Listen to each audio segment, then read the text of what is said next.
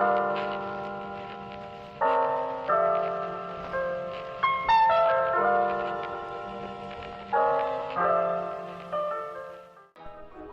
what is going on, everybody? Desir here with our Week 1, Season 7 of our weekly recap. If you're new to this channel or haven't really seen this type of video before, what we'll do is we'll look at several matchups throughout this week, do a deep dive analysis of how the fight happens, do a breakdown of how we can replicate it, and maybe even improve on it. Now this is a very special episode because I now have a Discord channel and I have several fights that were actually submitted to me, so thank you for that. As the matchups happen, I'm going to give a quick shout out for those individuals because I don't want to take any credit for anything that's not mine. So thank you again for that. This episode's going to focus mainly on Stage 2, which is that raid room, because that's giving a lot of people issues. So I'm going to have a couple counters for the Hive Mind, several for the Bifrost team, and one for the X-Treme X-Men. So we're going to kind of hit on each of those teams. That way, if you come across those, you'll know some of the best counters that you can use on that. So without further ado, let's get started. For the first matchup, this is going to be an attack that I did on the third round against Mr. Commander. Now my Bifrost was on defense. If you have Bifrost, that's going to be probably the best efficient counter that you can use against Pegasus. Another option would be the Pegasus mirror matchup. I've heard that does work, however, that is going to be based off of a coin toss, and I don't like doing matchups that's based off a coin toss on who goes first, because then it's just a feel bad moment. So the next best option that I feel would be the Hive Mind with Super Skrull into Pegasus. It's a very fast matchup, but it is going to take up your Super Skrull. So let's take a look at this matchup and how fast this actually is. Now Super Skrull is going to go first in this matchup. I did make a misplay here because I only rewound the Kestrel with Darkhawk. I'd probably want to rewind 3 people no matter what because of how fast this is. You are seeing that I am taking a little bit of a beating right here, and I could have prevented that and maybe got a little bit more efficiency by rewinding 3 characters instead of just 2. Here, the Iron Man Infinity War ended up doing quite a bit of damage to me, and as soon as Super Skrull uses the ult, the match is over. So that's why you want to try to rewind as many people as you can, because Super Skrull will just finish the match for you. For the next matchup, it's going to be Hive Mind into Bifrost. I had my round 2 and round 3 opponent, Titus and Mr. Commander, both use this on me, and they had pretty good efficiency scores. I know there is going to be quite a bit of RNG related into this because some people can get it work, some don't. I've also had somebody comment on my previous video named Shakum24, and they actually used the ult from Void Knight first. That way you actually throw ability block on everybody. That is going to be some RNG related on that, because if they get the deflect and that automatically gets resisted, that's going to throw kind of a monkey wrench into the counter. So the more efficient counter that people have been doing is using the special from Void Knight into Sylvie, which we'll kind of look at that counter. If you want to go for the Hail Mary and do the ult with Void Knight and get those ability blocks into everyone, that is a method as well, but I think that's going to be a little bit riskier. But this person did say they did it twice in that 1 week period, so it looks like they do have a pretty good win rate with it. It's just something to keep in mind if you do want to try that route. So in this matchup here, there is going to be some RNG like I mentioned. You want to start off with Void Knight special into Sylvie. That's going to drain the 3 ability energy from her. That way she's not going to be doing that ult on you on the turn 1. The other piece of RNG is the counters from Beta Ray Bill. If he throws defense down on you, those retaliates will kill your character off, and that's going to kind of mess you up when the ult comes around for it. When Red Goblin's turn comes up, you want to use the ultimate. That's going to throw any of the negative effects from you onto the other side. You also want to focus down characters such as Team Loki and Loki, because they're going to be weaker. You can knock them into the red and start overlapping your opponent with the turn meter that Carnage will be giving you.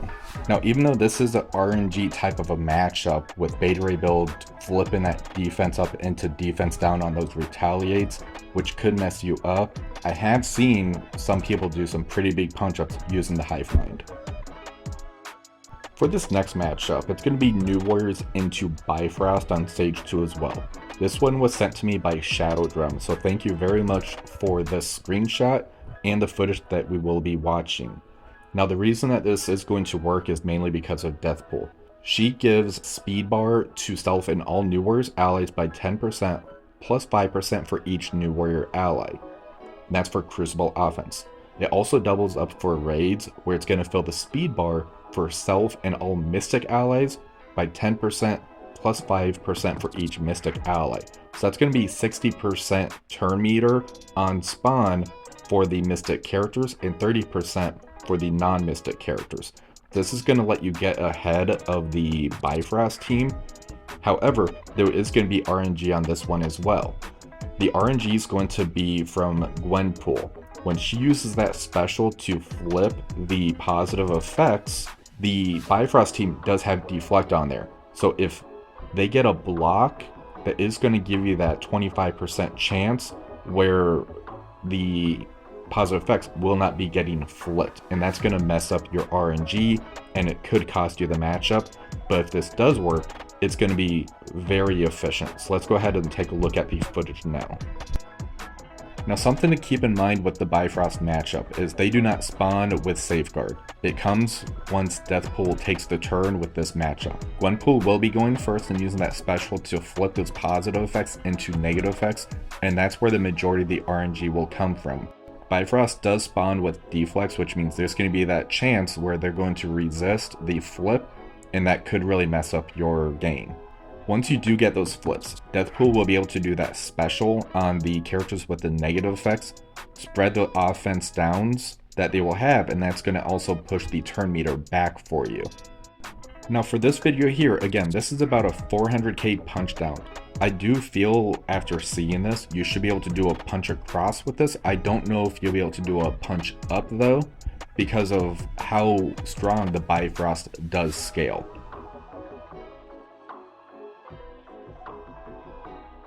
On my round 2 video, I had on there how Black Order is able to beat Bifrost in huge punch-ups. I tried to do that myself and I misplayed it based on positioning. There are several other factors that come into play on this. One is going to be the placement on your side of the field.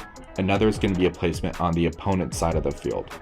Then there's also the RNG factor of Sylvie that comes into play. If Sylvie is a blue 5 raider, she's going to have that 40% chance of doing an additional attack, which if she knocks your characters into the death proof portion of their health bar, she's going to have that chance of doing an additional attack and flat out killing them. Something else to keep in mind on these matchups is you want to make sure you have a big Thanos. The reason for that is the bleeds from when he does the flip is going to come into play when the bleeds start actually ticking.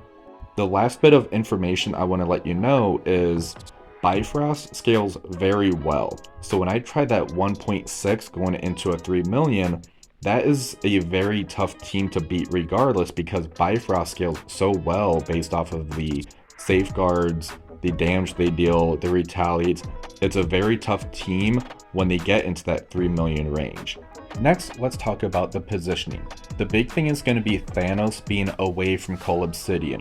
The reason for that is when Vol ends up taking their turn and using that special on Cole because he will have that taunt on him, the adjacent hit will have a high chance of killing off your Thanos to where he won't be able to use his ult when his turn comes back up.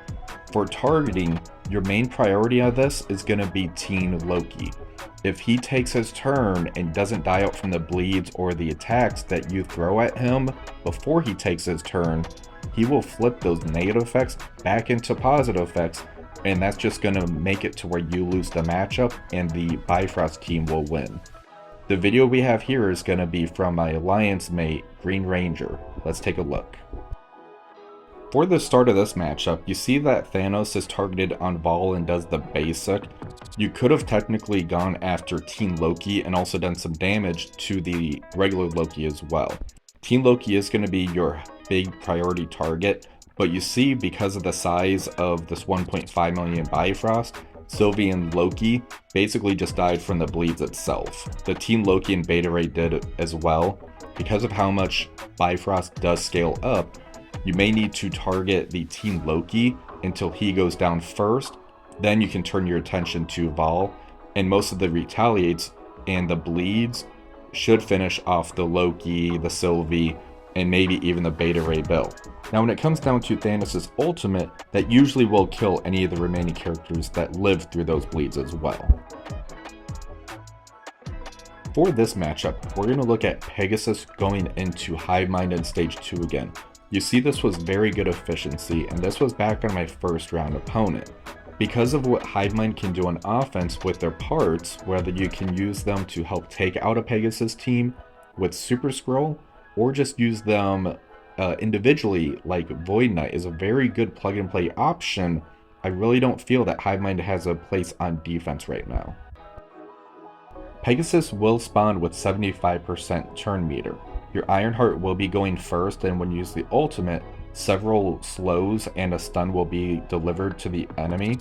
Iron Man Infinity War will go next, followed by Darkhawk, who will be doing a turn meter rewind. Because of the defense downs, you'll start to get the Kestrel pings. When you use the special from Kestrel, you should delete several of the members of the Hive Mind. Red Goblin will be reviving one of those characters unless he's one of the ones that you targeted. I personally went for Void Knight just to make sure he didn't flip my positive effects, and I just got him out of the way. Because of the offensive power, sustain, and everything that Pegasus gives you as a team, you can really keep the pressure on Hive Mind while they crumble, and you will come out on top with a very good efficiency score. I highly recommend using Pegasus if you have them as an option and you see Hive Mind as a defensive team.